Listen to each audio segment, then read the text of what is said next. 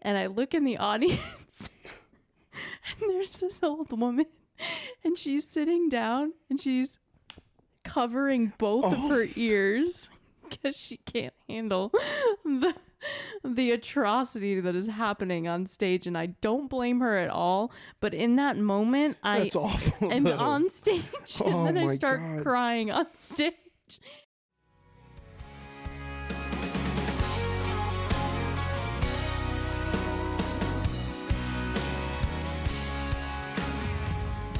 Hey everybody, what's up and welcome back to the Nashtea, your favorite Music City podcast. I'm Allie.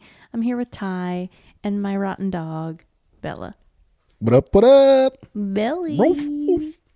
She's being a little angel right now. That will change very soon. All right, so first up for you guys, we have a really fun show.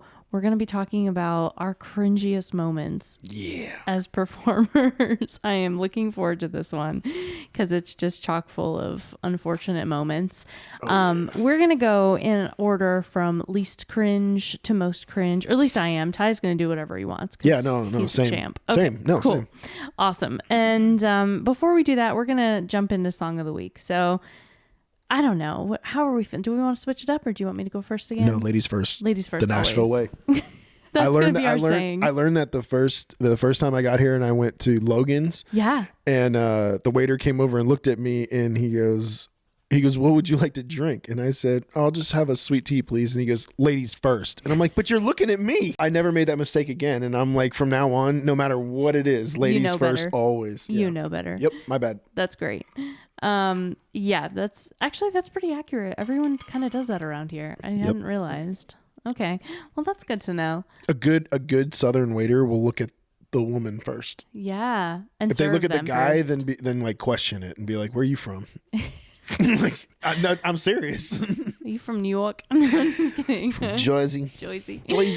All right. Okay. Well, then my song of the week is can't go wrong with a good Carly Pearce tune. Oh no. Yeah. No, you just can't. Like, she's got so much out there right now, and she's finally started racking up some awards, which is great. Well deserved. Should have been too. earlier. Yep. She's a star.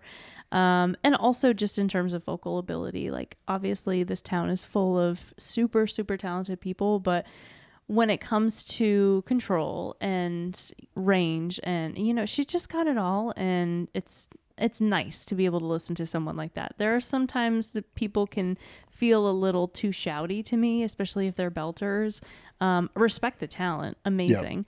But with Carly, she can deliver the power without it sounding painful as a listener. I know exactly what you mean. Yep. It's just smooth. And anyway, so one of my favorite songs of hers is off of her Written in Stone album.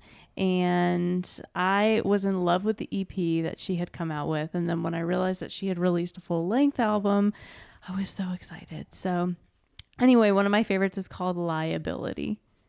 Speaking of what we were talking about earlier. Right, yeah. So the chorus says, the way those words roll off your silver tongue, your fabricated loves become a liability. And oh, it's killing me. How you stand there oh so confidently. Can't believe your look me in the eye ability. Your lie ability. Oh my God. Right? So that, of course, Carly Pearce is on that. Josh Osborne. Nice. Guess who else? Who? I'm not going to say her name, Natalie Humby, because she's not on this one, even though you all know I love her.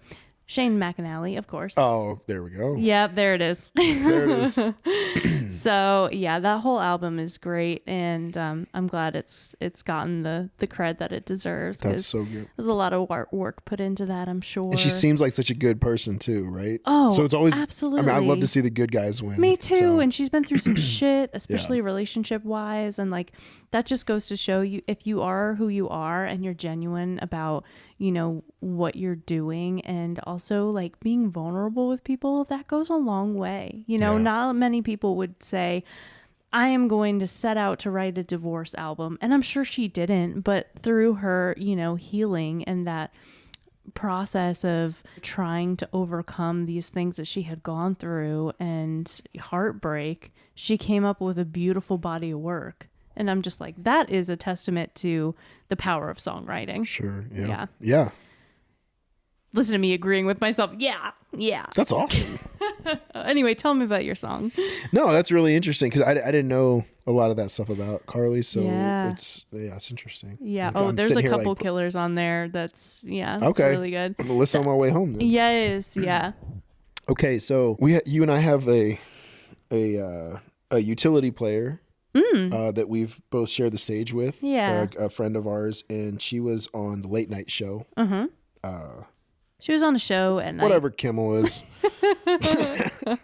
I call him Kimmel like I know him. Kimmel. Yeah, Jimmy.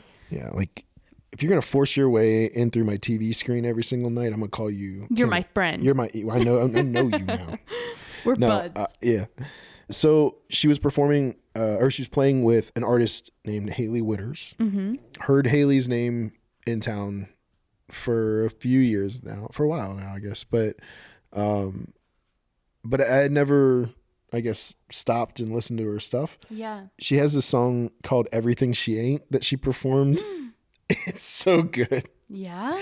It's so good. I wish I had the lyrics pulled up. I wish I was more prepared. I will wait. No, that's totally fine. All right, hold on. So "Everything She Ain't" by Hailey Whitters. The lime in your Corona, shotgun in your Tacoma, the Audrey to your Hank. She's got a little style and a Hollywood smile, but believe me, honey, good as money in the bank. I'm everything she is and everything she ain't. Dang. So the verse isn't deep. You got to watch this girl perform it live. Oh man, I can only imagine. Okay, everybody listening who's like, I want to move to Nashville and be a star, you should watch this girl because she's got the it factor. Oh. And you can't teach that. No, you can't. You can't teach it. No, you can't. This girl's got it. Mm-hmm. I was going to say she reminds me of Miranda Lambert when she was starting out. She knows what she's doing. I feel like she's kind of like a Kelsey Miranda Lambert. Ooh, that's a good. Because she's kind of seems like peppy and like, Yeah. carefree, but then also the Miranda, like, I'll kick your ass via songwriting if I need to. Yeah. Yeah. I think so. Check her out. It's really good. Yeah. I look forward to it. Sorry, I didn't sell that as good as I could. Sorry, Hailey Whitters. I should have sold that so much better. But I believe in you. I believe in your song. And I really enjoy your music. Keep going. Oh my gosh. No, that's great. I definitely can't wait to listen to it. Now we need to talk about our cringy moments because every performer has plenty to share. So we narrowed it down to 5. Yeah. Mine kind of go from like cute cringe to like just full on big yikes. Okay. So I'm just gonna roll with our tradition of me going first. Absolutely. And start off with me as a child, as a wee young lass, on stage in front of God knows how many people, singing a song about how I wanted to be a bad wife one day. Shania Twain, Honey, I'm Home. But imagine that as a child, like coming out of a child's mouth. Pour me a cold Were one, you and on oh, by the Star way, Search or... no, my family, my dad, he's But so I love sweet. that song. I know it's a classic, and I love Shania. No hate there. It was just how old funny. were you? How old were you? Like 4 or 5. That's Like, pretty cute though, I right? could barely form coherent sentences, let alone be singing about beer. What was I thinking? But I guess it was That's awesome. something to see. So anyway, my dad would march me right up on stage, and that was the only song I knew all the way through. I have no idea why. Was it, what? I don't know. What do you know as a kid? Like Duck, Duck, Goose? I don't even know. It's the wheels on the bus go round and round. No, it was Honey, I'm Home, and I've had a hard day. I love your dad. Yeah. Oh, he's a mountain man through and through. Yeah. Any Shania Twain, any country. Yeah. It's there. It's happening. He's in quite a few of these actually. So let's be prepared for that. I love it. All right. What's yours? What's your first one? All right. So my number 5. I was a sophomore in high school, and I was dating this girl at the time, and she was a cheerleader, so appearance was important. Uh-huh. And I really wanted to sing Mm-hmm. and I heard there was a talent show. So I'm like, I'm going to do this thing. Oh boy. And so I sang something by the Black Crowes. And then I sang That's Why They Call It the Blues by Elton John. You got to sing too? Yeah. Wow. Well, it was like a medley. Right? Okay, gotcha. I thought I did okay. Okay. I really did. What And I felt like that was going to be the moment. Yeah. In that high school auditorium that like an agent was going to come out, like the doors were going to open They were from gonna the put exit the under the hand exit sign, and like of just a this label on blinding you. light comes out, and this like record exec comes up, and he's going to be like, "You're the next big thing." This is it. And like that was my moment. And so I walked out there, and you see the whole gym just packed, right? Mm-hmm. Have you ever seen That Thing You Do? No. Have you ever seen the movie That Thing You Do? No. Okay, there's a scene in the movie That Thing You Do where the band is introduced for the very first time in Pittsburgh, and they're going to play their single that's going to the radio for the very first time. The guy hits the hi-hat and the whole like drum set collapses. So we had our 3 mics. Mm-hmm. I sang with 2 other guys, and which just made it even worse. But like, so there were 3 mics, and when they opened up the curtain, it knocked all the mics over. Oh no. And the worst part about this one is that my dad was showing me old tapes because he showed me some things of my sister from when we were younger and stuff. And I don't know which one of my parents like drove down for that talent show, but that is on tape. So what made things worse was that 1, I didn't win. I got runner up. Oh no. Okay. And I got runner up to somebody that like played the drums like behind their back or something. Like it wasn't even like this amazing singer. It was like something else. Yeah, it was like a Fisher Price drum set, and this guy was playing behind his back, and people thought that was funnier, so they voted for him. Oh anyway, my gosh. Anyway, so I get runner up, and but I'm still thinking like, man, out of all these people, I got runner up. Like, that's pretty good. And so we go out to eat afterwards, and my girlfriend at the time just looked at me. She's like, I have never been so embarrassed in my entire life. I don't know how I can even like stand next to you in school walking down the hallway tomorrow. And I'm like, why? And this is where I don't know if you grew up in this time period or not. It turned so quickly into, if you're a singer at that time, and you're a male, you're gay. You're automatically. That was the way of the world. You And had even bleach though- tips and you were gay. Oh yeah, did I ever? Oh God, I hope I did. But you know what though? You're right, and she said those words, obviously knowing damn well that I wasn't gay. Yeah. But to suggest that that's how I came across because I sang some songs. Ironically enough, when I moved to Nashville, that was one of the first people that reached out to me and was like, I've been following all your stuff, and I think it's... Oh, cringe. Wait, is that your cringy thing? No, I'm just kidding. No, that was my vindication. The cringy moment was like the very first talent show and having your girlfriend be like, I've never been so embarrassed in my life. I'm proud of you for going up and doing that. That's scary, especially at school. People are so judgy. I think since I was new there, I was like, what do I have to lose? Because I didn't know anybody. You know? Yeah, exactly. I don't think I would have done that had I grown up with these kids. But anyway, okay, so what's your number 4? Okay. I don't know if people would appreciate this. This is going to date me a little bit, but there is a song out there, and it is called The Rose. And I believe Miss Bette Midler did it. Absolutely. Yes, she did. And Beaches? Beaches, yes. Why do I know this random thing? This is amazing. You should just tell the story for me. That's all I know. Beaches. Beaches. So anyway, these lyrics are, some say love, it is a hunger, an endless aching need. I say love, it is a flower, and you, its only seed.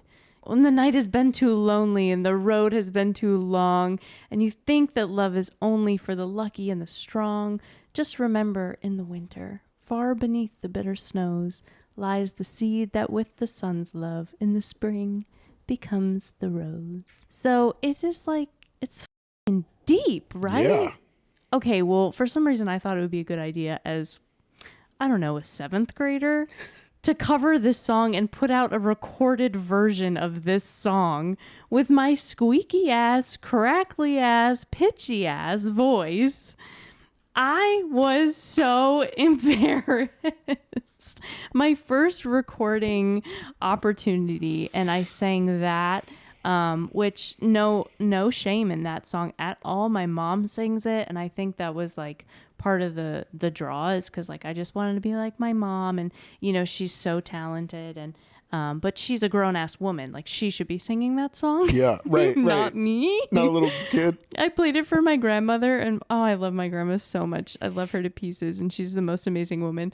But she looked at me and she was like, interesting song choice, but it's great, honey. I was so like, oh my gosh, spot on. So I can't wait to tell you what this means one day. Yeah, exactly. You've never even kissed a boy, but yeah, go ahead and sing about this. So yeah, that's next up on the cringe. That's great. Yeah. That's a little cringy. It's not too bad though. Okay, good. We're going up the Scoville scale of cringe. Yeah. So I'm on number 4. Okay. And number 4, we were in a show together. Mm-hmm. Oh Jesus. And the last that's where Allie and I first met, was doing the show together. Yeah. And it was a really great experience in the studio and gearing up for the show and everything. It was really exciting. So fast forward 4 or 5 years. I don't even know. We ran that show as long as we could, right? And I've done that show probably 300 times. Yeah. I missed, I think, 2 shows the whole time. And I never fell. You were so dedicated, always. Not once. No, yeah. And you were doing athletics. I mean, we need to, again, provide some context, because you were running all over the place. I'm not going to say who you were covering, but he was a very active gentleman. You had your work cut out for you. It was the only exercise that I had, so I had to like really work it on stage. Literally. But so there's a point in the show where I go out into the audience and I get to, you get to mingle with them a little. When you're singing, you get to like shake everyone's hand and kind of go down the rows and reach out to people and break stuff. that fourth wall, baby. Yeah, so I would always, towards the end of the song, during the instrumental part, I would always run back down the aisle and then run up the stairs. Oh my God. And so this was the very last year of the show. And that I was a part of the show. Right. And and my mother-in-law was in the audience. Oh no. Her brother was in the audience. My niece and nephew were in the audience. My parents were in the audience. Everyone was there. It was the show. And nowhere in my mind was I concerned about it, because it was so automatic. I'd done it so many times. So I ran, and what I would do is I would skip a step. Yeah. So I'd get up on stage faster. Right. Never a problem. And I got up to the top step, and like my boot got hooked on the step. Oh my God. And all I remember was like, I'm not paying for this microphone. So I held the microphone up in the air and fell and rolled over on my back. And I'm just staring at the ceiling, and I can hear, like, even over the band and everything, I can hear people like, oh, ooh. Oh, yeah. And I'm just staring at the ceiling, and I sang the whole rest of the song looking at the ceiling. And afterwards, I apologized to everybody. And I said, I know, like, as an entertainer, you're not supposed to, like, draw attention to your mistakes. I was like, but let's all be honest, okay? I was on my back for about 2 minutes there. I want to explain something that's never happened before. So oh my god. I think me falling on stage falls into number 4. Did you fall into the monitor that was there? I know we had those 2 wedges. Was it just like flat right in the between. middle? Oh, goal. Yeah. I fell right into the circle. In our opera circle. Oh my god, we need to stop. We're so bad. We are so bad. I believe that same wood that I fell on came from the Ryman, if I'm not mistaken. One tiny little piece of circle of wood was from the original Mother Church. That's why I always like love standing in it, because I'm like, this is as close as I may ever get. Shut your face. Oh my god, we had to cherish that. For me, it was like danger zone. I had to stay there, or else the shit would hit the fan. I would trip over something. Oh my God, yeah. I'm the clumsiest person. So yeah, I can only imagine. That was like my bubble. At least you were adventurous. You took the risk. You and a few other people would wander all over that place. I said, nope, this is my circle. I'm staying right here. Yeah, sometimes when there were like double shows, you know, Yeah. it's fine to have like cocktails. You know, if you're sipping on a cocktail during a show, that's one thing. Like you don't want to be, you want to be professional at all times. But oh, so you shouldn't be plastered? no. Okay. Good rule of thumb out there for So everyone. if you have 2 shows, don't drink during the first one, because then then it just gets worse. You know, when the second show rolls around, you're already at your worst, and then you keep going because you're like, at this point, You're like, why not? Why not? Yeah. So you pour another round of Jack, and then the next thing you all sorts know, of things on stage. yeah, I'd be swinging from the amps upstairs. You're climbing, shirtless, no doubt. With cowboy boots on. cowboy boots, shorts, and a cowboy hat, Oh my god, that's classic. climbing up into the rafters. Yeah, you'll never see him again. He's gone. He lives there now. I had a friend in high school, speaking of that, when she got drunk. I was the mom at the parties. I never like drank or smoked or anything. I didn't in high school either. Yeah, I don't know Isn't what that it was. funny? I just like to take care of people. So I'm like, you guys like let loose, have fun. Yeah. I shouldn't be condoning underage drinking. If you're listening to this, that none of this happened. But anyway, I had this one friend who would drink and she would run. This was back before the internet, so don't use that as an excuse, guys. Yeah, you had exactly. the internet. Yeah, exactly. This isn't the days where we throw rocks at each other and call it fun. I had this one friend and she would get drunk and she would run. She would just run. And we lived in the Berkshires and there's trees. She would just run. And we'd lose her. Oh no. We'd have a bonfire. Gone. Where's she? Gone. Just running Just through gone. the woods? One day she took off. We were like, well, we looked for her for like an hour and a half. And that's all we had in us, apparently. And then we hear, we're sitting at the fire and we're telling stories. We hear giggling. And we're like, where the fuck is that coming from? And she had climbed the tree next to the fire. And I was sitting up in that tree the whole time we were looking for her. We had walked all over. She was in the damn tree. I'm like, are you kidding me right now? I can't handle it. So yeah, no, I could definitely see some people up in the rafters getting a little too inebriated. You just gave me a flashback to like basic training when we were doing the march back. You go spend a couple of days out in the field and you're making the march back at night. And I remember a group of us, like, because it's pitch black, and so you're setting up the perimeter, teaching you how to dig foxholes and stuff like that. Right. And I just remember us being like, why is it so fucking quiet? You know, and they were like, shh. We're like, but seriously though, like, it's really, really quiet. Like, there's something weird going on. Right. And they're like, where's the drill sergeants? And like this guy in a freaking tree, the drill sergeant was in the tree watching us. Why? And he goes, hello, privates. And it's the scariest thing that's ever happened. I mean, like, that was scarier than war. Like that, you're in the middle of the woods and there's a guy like in a tree that you can't see because he's like he's got his face painted. Was he there when you got there, or he? Oh just... yeah. Okay. Like he was part of the training. Like, I'll show them. Like, you even never when know who's you watching. never know. Yeah. Yeah. And they did the same thing by like trying to take your rifles like while you're sleeping. Yeah. And I mean, I'll admit, like, oh shit, in training, I woke up and it never happened again. So I thank God for the training. But like, I was out to the world, like, after we dug the foxholes and stuff and we went to sleep, and you had to keep watch. Yeah. And so I stayed up for my watch, and nothing happened. Like, drill sergeants weren't trying to like take over the fort or whatever. You know what I'm saying? Like, yeah. And so seemed like all was quiet on the Western Front. Yeah. No. But they'll sneak into your tents and like steal your weapon, and you'll never know. And so you wake up and it's just gone, and you know that the drill sergeant came in there and took it. So you got to go ask him for it. And it's like, it only happens once. That's it. Oh my gosh, that's crazy. But that reminds me of your drunk friend in the tree. Yeah.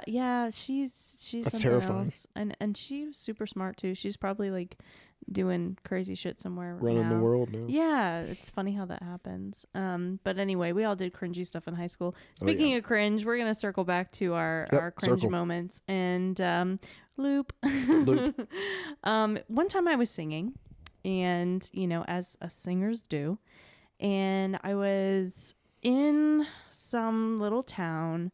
And again, this was before my singing career. This was before anything. I was just, my dad was a musician, so I'd go out. He still is, but I would go out and I would, sing with his band because he'd have shows and he'd, get me to come up there. And he knew that I was a little, so he'd always like say, "I'll come do this. I'll give you $20." Like Yeah. he bribed me, which is great. But I got experience. And I know we talked a little bit on one episode about, singing in different keys. Well, again, my mom used to sing with him, and she would sing this song, and I also love to sing this song. It's called Someday Soon, Susie Boggess. Mm-hmm. And she would, of course, do it in G because she is fantastic. And, I just can't, especially I couldn't then. Maybe now I could.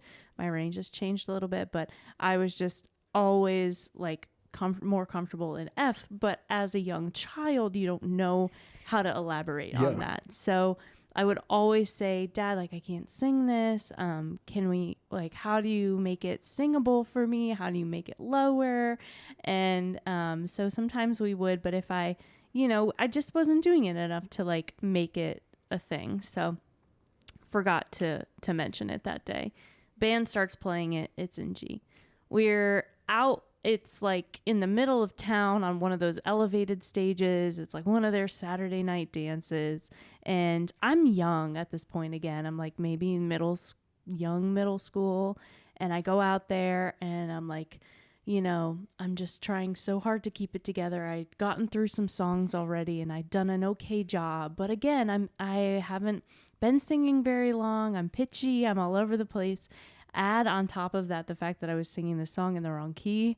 I go out there and I crack. Like the worst I've ever cracked on stage. Like it was so bad, and I kept singing and I kept trying to do it. Yeah. And I look in the audience and there's this old woman and she's sitting down and she's covering both of her ears because she can't handle the atrocity that is happening on stage. And I don't blame her at all, but in that moment That's awful, am though. on stage and then I start God. crying on stage. Yeah. And I try to keep it in, and then of course that makes the cracking worse. So I finish the song, I go into the truck, I sit my ass down, and I'm immediately just a mess. Man. Yeah, that was definitely a super cringy moment for me because it all could have been avoided. I wasn't great, but I could have, not been that bad. Yeah. Oh, it was man. It was a tough one for me. Definitely on my list of cringe. Oh my God. But I could just still picture her to this day, That's tough, almost though. in agony with covering both of her ears. You don't forget something like that. No, you definitely don't. Yeah. She's ingrained in my mind forever. Yeah, I mean, you remember all the applauses, or you don't remember the applauses, but you always remember the one person that's sitting there with their arms crossed. Yeah. I used to drive home from shows, and I would think about that one person. That one person, they'll get you every I'm time. Why were you such an asshole? And the truth is, he probably had gas and he was crossing his arms to try to hold it in. That's it. But I'm sitting there this guy's just mugging me all night, and I don't know what I did. Well, that would happen when we'd have our shows in town. That's and crazy. We'd be like, "Man, this crowd is rough. They fucking hate us. We are the worst performers ever." And then we do our meet and greet, and they were like, right. "Oh my God, this show was amazing. I enjoyed every second of it. Thank you so much." And we're like, "You looked like you were dead the whole time. What do you mean?" Thanks so much for listening to part 1 of our Cringiest Moments episode. We'll see you next week for part 2.